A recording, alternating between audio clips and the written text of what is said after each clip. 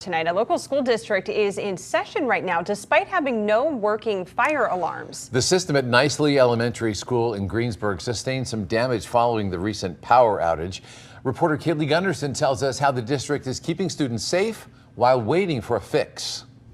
Nicely Elementary School has been without a working fire alarm system for nearly a month now after a power surge knocked out its fire alarm panel. Since then, the school's roughly 300 students and staff relying on something called Fire Watch. Two school officers tasked with patrolling Nicely Elementary School in Greensburg nonstop, looking for the risk of fire. And if so happens, they can call 911, alert the staff, and let them know and evacuate the building if something does come arise. The officers' senses are now the temporary fire alarm system. This after the alarm system was left useless by a power surge nearly 1 month ago. West Penn Power was replacing a power line within the community around Nicely Elementary.